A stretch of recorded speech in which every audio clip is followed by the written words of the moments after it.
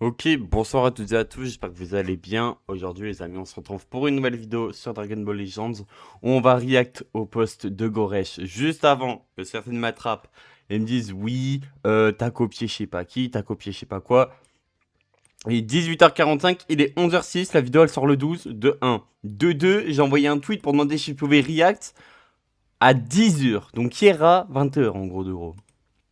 Donc, je vous baise. Voilà, s'il y a quelqu'un qui va me casser les couilles, je le baise. Et aujourd'hui, on va parler des problèmes de Dragon Ball Legends. Il en fallait, bien entendu, il en fallait une vidéo pour. Et je pense qu'il va mentionner un truc que... Enfin, je pense pas qu'il va mentionner certains trucs que je pense. Du coup, j'ai un peu donné mon avis sur cet anniversaire. Donc, du coup, on va un peu utiliser le post de Goresh pour donner mon avis sur le 8e anniversaire. Juste avant qu'on parte, les amis, le like, le commentaire, ça fait extrêmement plaisir. Je vous en remercie. Je suis en train de penser. Attendez. Attendez, comment ça y a pas d'OST? Attendez. Eh, comment ça y a pas d'OST, bro? Bro, elles vont pas bien ou quoi de se désactiver là? Désolé, veuillez m'excuser. Bref, reprenons. Du coup, il nous dit quoi? Serveur Discord, première ligne de description. Ah putain, il l'a dit première ligne, wesh. Putain, n'hésitez pas à join. Et attendez, c'est écrit quoi? Toute aide pour Dokkan et DBL. Voilà, bah, n'hésitez pas à join mon serveur Discord, ça fait extrêmement plaisir. Bref, du coup, Goresh nous dit ceci va être un long post. C'est quelque chose dont j'ai beaucoup discuté récemment dans des vidéos, mais je vais simplement décrire ce qu'est le problème actuel. Avertissement que ce n'est pas un post alarmiste et un pessimiste, mais une tentative d'expliquer comment il voit le jeu et les plus gros problèmes du jeu qui mijotent depuis et avant le Legend Festival dont j'ai parlé en novembre et les a mis en garde à l'époque. Aussi, je ne pense pas que nous soyons encore dans une situation d'alerte rouge, mais il semble certain que nous nous en rapprochons de plus en plus avec presque chaque sortie. Le problème de Goku Badak est le même problème que presque toutes les unités offensives dans le jeu ont. Vous ne pouvez tout simplement pas enchaîner. Ça là, c'est réel. Vraiment, je vous le dis, c'est réel. C'est-à-dire que les gars, actuellement, si Gogeta, tout le monde le trouve nul à chier, dont moi qui ai les 12 étoiles, je le trouve pas nul à chier, les ricains, calmez-vous. Je le trouve pas nul à chier, juste, il fait pas son taf. Pourquoi Gogeta ne peut jamais taper? Parce que, il y a trop de malus, notamment via Rosé LR, il y en a trop, mais je pense qu'il va les évoquer. Bref, alors, les restrictions du système de combat, la perturbation la plus flagrante que nous ayons jamais eue, vu combinant tout pour créer un environnement où après avoir utilisé 2 ou peut-être 3 cartes d'affilée, il devient impossible de continuer, ce qui est précisément ce que cette unité veut faire. Et oui, du coup ça baise le but des persos. N'oubliez pas un exemple tout simple, par exemple, parce que vas-y, on va un peu lâcher Gogeta. Vegeta SSJ, Into SSJ God qui est sorti la semaine dernière, le perso prend des dégâts sur les strikes. C'est-à-dire que plus il va envoyer de strike, plus il va envoyer de blast, plus les blasts vont taper. Est-ce que vous avez déjà vu un Vegeta vous enchaîner 5 cartes sans verte et full de qui? Spoiler, non. Parce que c'est impossible d'attaquer actuellement. En dehors de l'overdrive. Ils ont mis en place tellement de contre-mesures contre les enchaînements, les esquives latérales et les pas chargés que spammer directement les cartes est globalement la meilleure stratégie offensive dans la plupart des cas. C'est pourquoi des personnages comme Red Broly, donc le Broly LF, et Rosé Legends sont parmi les rares unités qui peuvent réellement enchaîner car elles prospèrent en se contenant de spammer des cartes. En gros, ce qui veut dire, c'est que les persos génèrent beaucoup de cartes. Broly, c'est aberrant le nombre de cartes qu'il peut vous générer. Bref. Alors, toutes les perturbations, contre-attaques, automatiques, donc là on parle de la juge de Broly, restrictions du système de combat, effets de supporter, etc. se combinent pour créer bien trop de restrictions sur ce que le joueur peut faire à un moment donné. Mais c'est là où c'est le plus... Ou attends quoi? Mais c'est là où c'est le plus tangible pour les personnages conçus autour des enchaînements comme Goku et Badak. En gros, ce qu'il dit, c'est que c'est extrêmement simple. Là, on est dans une méta où les supporters stoppent les combos, les persos stoppent les combos, les persos ont une bête d'entrave. L'entrave, pour ceux qui ne savent pas, c'est quand tu te fais taper, que tu mets un personnage qui va faire un effet qui va malucer ton adversaire. C'est-à-dire que par exemple, si tu mets Rosé LR sur une cover, le Rosé LR va te détruire 2 cartes quand tu vas le taper. Voilà, par exemple. Et du coup, ce qui cause le fait que du coup il y ait beaucoup d'entraves. Et c'est pour ça que certains persos n'ont pas le temps de briller. Un identity typique que vous pouvez retrouver dans une situation où vous n'avez aucun switch disponible et une ou deux cartes en main, avec assez de ki pour en choisir une. Il ne faut pas grand chose pour que vous vous retrouviez dans une position pareille à cause de la restrictivité de tout maintenant. Cela aboutit à laisser le joueur avec presque aucun pouvoir de décision, ce qui est l'élément central et ce qui rend les jeux amusants. Ça, c'est trop réel. C'est-à-dire que sur DBL, avant, ah, vraiment, en vrai, je pense on peut parler vraiment d'il y a longtemps parce que même la méta Daima était. D'ailleurs, j'ai vu un connard, hein, je sais plus où je l'ai vu. J'ai vu un connard me dire comme quoi, là actuellement, il y a autant de malus qu'à l'époque de la Daima Prime. La tête à ma mère, il joue pas au jeu. C'est sûr et certain, il joue pas au jeu. Bref. Du coup, ce que je disais, c'est qu'en fait, il y a tellement d'entraves que les personnes ne peuvent plus être rentables. Et du coup, vu qu'il y a tellement d'entraves, vu que les personnes détruisent des cartes et tout, on t'enlève le qui, bah en fait, ça bloque tes possibilités. Et sur Rebels, moi, ce que j'adore, c'est que par exemple, si je veux strike, je vais te strike maintenant ta grand-mère. Par contre, si je veux camper, je veux camper ma grand-mère. Si je veux break spé, je vais pouvoir break spé. Là, tu peux pas faire tout ça. Parce que tu vas te prendre un malus, tu vas te prendre ci, tu vas te prendre ça. Par exemple, imaginons tu veux mettre une spé, mais t'as pas assez qui. Tu seras obligé de break pour envoyer ta spé. Je sais pas si tu comprends. Bref. On a vraiment l'impression qu'ils sont presque acculés dans un coin après à peine un an depuis qu'ils ont réinitialisé leur philosophie de design avant le 7ème anniversaire. Ils parlent de DBL 2. Pour moi, ça ressemble à une situation extrêmement similaire à ce qu'on a vu fin 2024, début 2025. Mais dans la direction exactement opposée. Au lieu d'enchaînement offensif non-stop, nous vivons maintenant un environnement où les enchaînements sont pratiquement inexistants. Putain, mais comment c'est réel? Et je ne vois vraiment pas comment ils peuvent réalistement revenir à un écosystème équilibré entre offense et défense, sans repenser simplement à la philosophie du design une fois de plus. Par exemple, de nombreuses de gardes, enfin, ouais, en gros, c'est simple. En fait, c'est que là, actuellement, il y a tellement d'entraves que les personnes ne peuvent plus taper. Il est là le problème du jeu.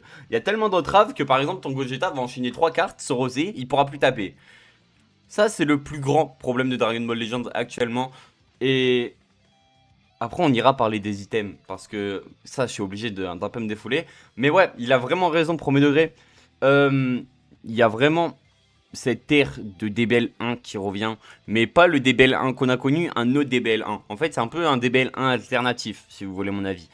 En fait, pour moi, le problème, c'est que les dégâts ne montent pas assez. Les personnes n'ont pas assez d'augmentation de dégâts. On peut penser notamment à Badak, on peut penser à Broly.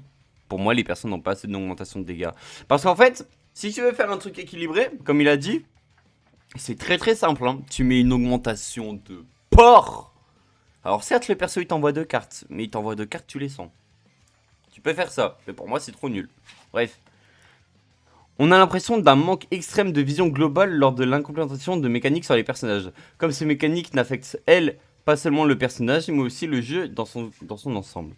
Quel personnage, tag et nouvelles mécaniques prévoyons-nous d'implémenter dans un avenir proche qui puisse coexister avec cette nouvelle sortie et comment vont-ils interagir entre eux? Ce sont des questions de base de niveau novice en dizaines de jeux qui ne semblent pas être explorées par les devs à chaque sortie de nouveaux personnages. Ça, mais c'est réel de fou. Parce que Rosé, honnêtement, si Rosé LR actuellement est super fort, c'est grâce à Rosé LF. Mais Rosé LF, vous savez comment ils l'ont testé Rosé LF? Ils l'ont joué tout seul. Ils ont fait, ouais mais le perso, il manque de ci, il manque de ça. Mais quand t'as un allié qui sur la cover détruit 2 cartes, Rosé fait tellement de trucs qui donne... Bref, en fait c'est simple. Ils font leur personnage tout seul, ils les mettent, et ils te font, bon, on va voir ce que ça donne. Sauf qu'à côté, il y a lui qui va réagir comme ça, il y a le personnage qui va réagir comme ça, il y aura l'autre qui va réagir comme ça. Et c'est super mauvais pour le jeu, si vous voulez mon avis. Bref. À cause de l'énorme écart de performance entre les nouvelles sorties et les buffs pour les anciens personnages, comme les NK et l'équipement unique. Ça, c'est réel. C'est que dis-toi que Broly et Gogeta, ils s'attendaient tellement pas que ça soit aussi bien équilibré, qu'ils ont été obligés de sortir des items de fou. Pas assez de temps et d'efforts sont consacrés au test du jeu. Et j'argumenterai aussi que pas assez ne l'ont plus pour la phase de planification, puisque beaucoup de ces problèmes sont aussi conceptuels et n'ont même pas besoin d'arriver jusqu'à la phase de test pour commencer. Je comprends qu'un tas de changements ont été faits pour simplifier un degré comique le niveau de compétences nécessaire pour obtenir de bonnes performances dans le jeu. Par exemple la fameuse réduction de ki sur le backfloat avec le changement de système de combat 2.7. Mais à quel moment est-ce simplifié assez? J'implore l'équipe de développement de révéler quel type d'environnement ils veulent cultiver dans ce jeu. Parce que je ne vois pas les choses bien se terminer s'ils continuent sur la même trajectoire.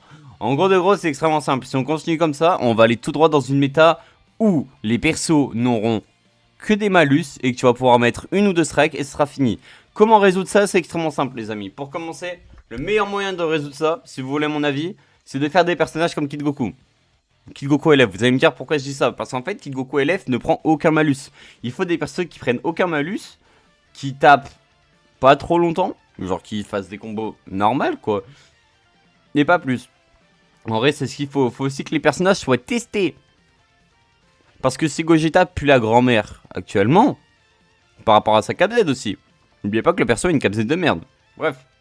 Ensuite, en vrai, on a pas mal de trucs à dire. Mais pour moi, c'est le plus important. On va parler des ups.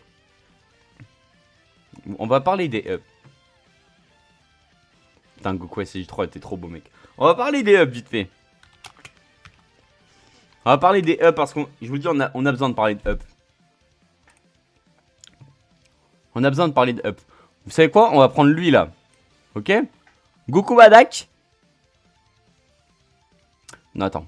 Vas-y, tu sais quoi? Goku Badak contre Paragus. D'accord? Goku Badak encule Paragus. Hein. On se le dit. Vas-y. Maintenant, on va faire un truc encore plus simple. Putain, il est pas là son item. Ok. Black Goku LF avec son item ou Broly? Dites-moi. Black Goku LF ou Broly? Vous préférez jouer lequel? Là, demain, je vous donne un perso 14. Vous faites, vas-y, jouez-le. Vous préférez jouer lequel? Broly ou Black? La réponse est facile. Pareil pour Gogeta, hein. Qu'on le veuille ou non, pareil pour Gogeta. J'adore le perso, mais pareil pour Gogeta. Donc, ouais, on va faire un bilan assez simple et efficace.